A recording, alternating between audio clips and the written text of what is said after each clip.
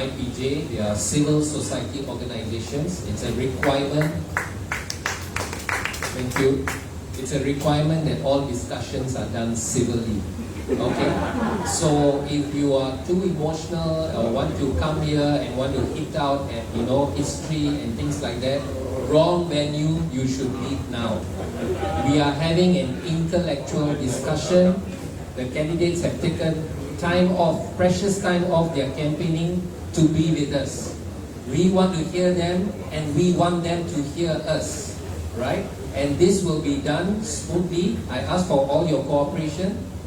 If anybody is uncooperative, we have spouses and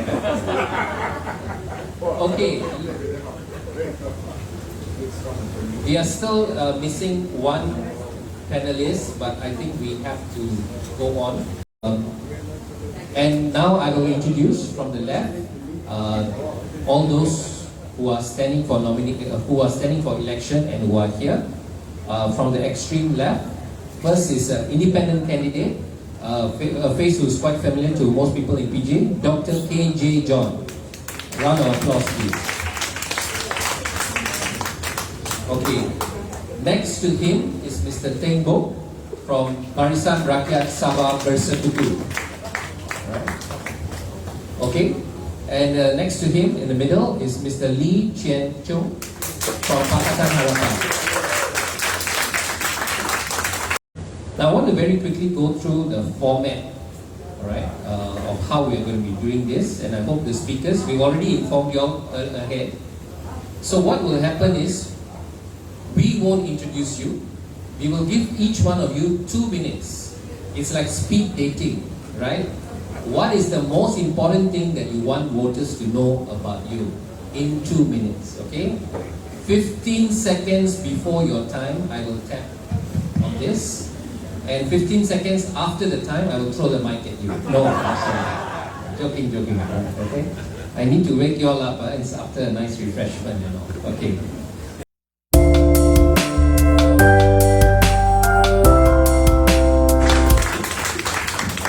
Thank you. My name is Theng Book, Dr. Theng Book. You can call me Theng Book. Okay? People ask me why I come out. My children, I have 3 children. My first son is a lawyer. My second son is an accountant. My younger daughter is a lawyer as well. So because of that, they are independent. I have been serving the public for the past 30 years. So now is my time, because my children all are big enough already. So it's my time to serve the people now. I just changed a platform to serve you better. I want to give to the PJ people is the service orientated. Being a lawyer for the past 30 years and being a chemist and in a business, I know all the social problem. I handle public complaint. Now I'm the president of the Strata Title Owner Association and I have been a councillor of MBS jail for 1 term. So I understand the problem faced by the resident, especially the PJ. And we can see one side of the PJ is occupied by a well-educated and so-called rich people. But the other side of the PJ, actually they are very poor. And you can say most of them are B40, below B40. I went there this past 3 weeks, I went around and see them. And I've been going after the OKU, all these people. And we must do something about it. Okay? The rich must help the poor. Love all, serve all is my motto for my campaign. Thank you very much.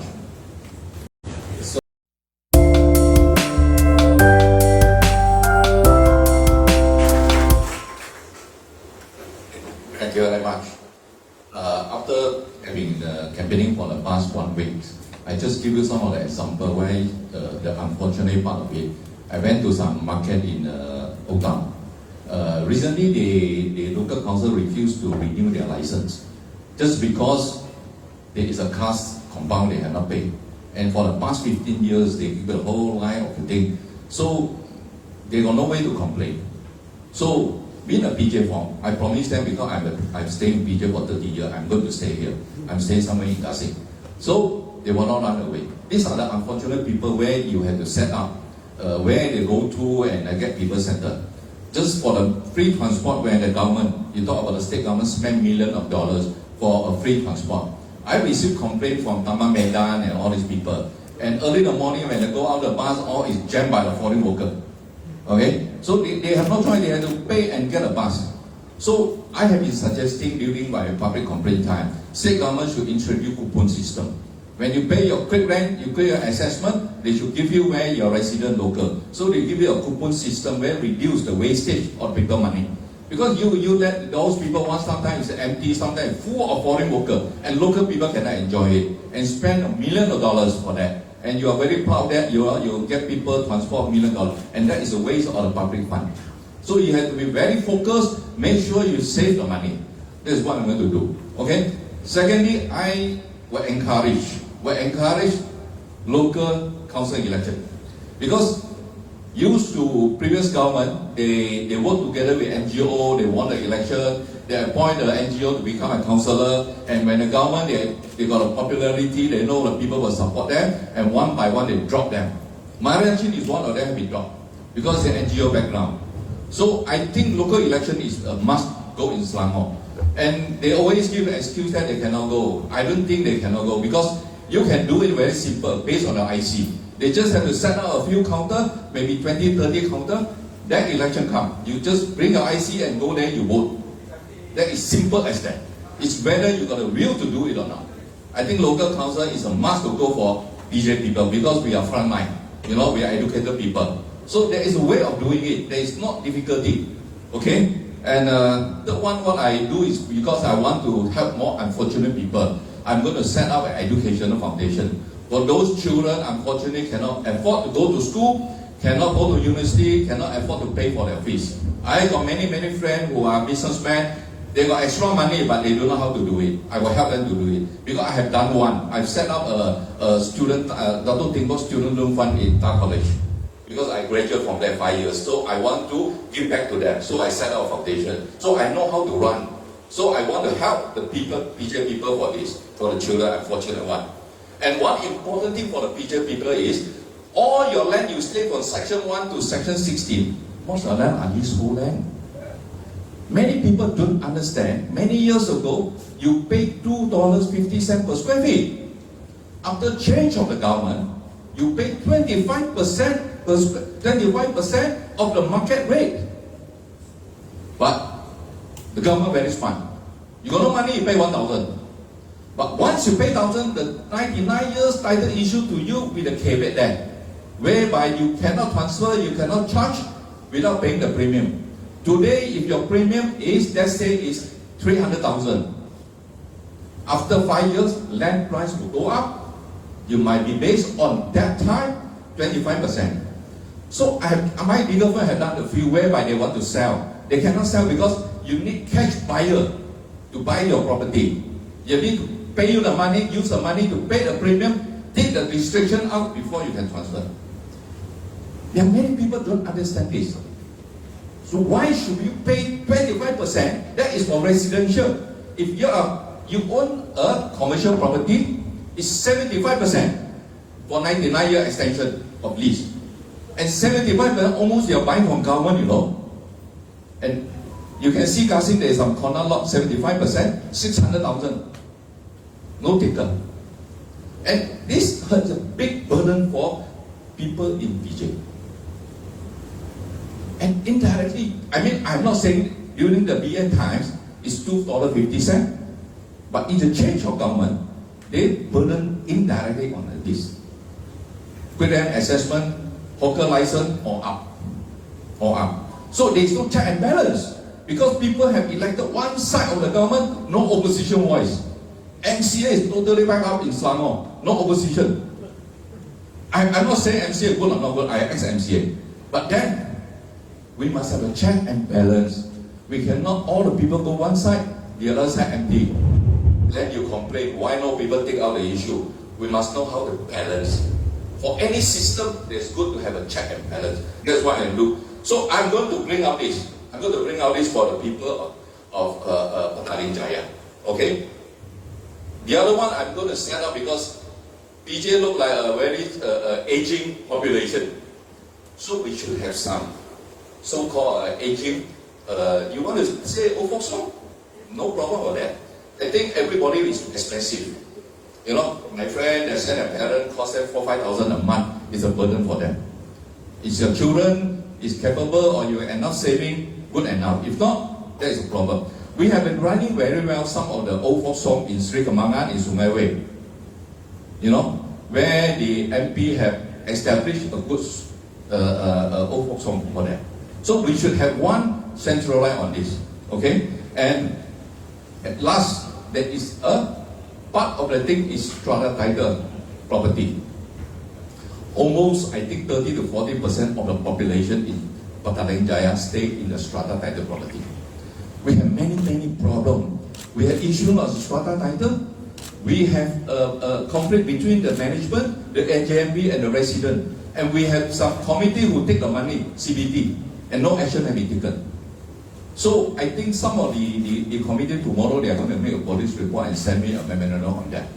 And it's a very serious, because enforcement problem. We have COB, we have many government agencies, but nobody can act. For example, if the committee of JMB abuse of power, take the money and run away, or use the money, for example, if somebody sue you, one of the residents sue you, I appoint a lawyer, I appoint a doctor, become my lawyer, I pay 1 million fees, $1 million as a legal fees. It's legal. But that is indirect abuse process. And we went to MACC, MACC, no, this is not my duty. Go to police. Police said, no, this is not my duty. COB said, I got no enforcement power. So it's bring you around. And I have many, for the past 2 years, been a president of the Strata Title Owner Association. We have been running up and down. We go and see KBKT, we go and see MACC, pushing her around. So we don't know what to do. And that is one, you have to amend the act. You have to go to the parliament and insist that this act must be amended so that it's enforceable. Actually, in Malaysia, we have no problem. It's an enforcement problem. And no check and balance. If you apply certain things, for example, you apply housing, to build a house, you are obedient citizen, you follow procedure. They demand you to fill in 100 procedure. If you're hawker center, you just hawker in an illegal place, no problem. You can see all Malaysia, all the illegal hawker everywhere. So in other words, you want to be a good citizen, obedient citizen, but you face many problems, as well you forget it and do it illegal. And that is our problem today. Because nobody wise up. Nobody dare to wise up. I is very outspoken in dare to speak up during the time in MCA. That's why I have no chance to stand. Okay, I change the platform. Nothing wrong with it. Nothing wrong. Okay, thank you very much.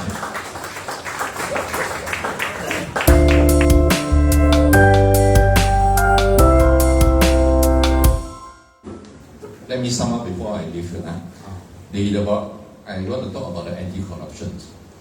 If you remember the president of Taiwan, Chen Shui-bian, how he became president because he's anti-corruption. He fight a case and then become famous and elected to be a president and become a more corrupted president. So until today, you believe the manifesto about anti-corruption. Everybody will say they're against the corruption. I mean, we're very practical. I want to be very practical about this. So you need a system of check and balance. You need an independent MACC. You need to give more fund to the MACC to function. You need to train them, the good people there, to check. That is the only way to fight anti-corruption. The people have to be aware of it. The people have to report. So the system has to come into place. It's no point talking, everybody say, now we have three parties now fighting each other. They are pointing at each other, say that your party is all God caster, Mahkamah caster, but the other side also the same thing. So don't believe. Believe in the system.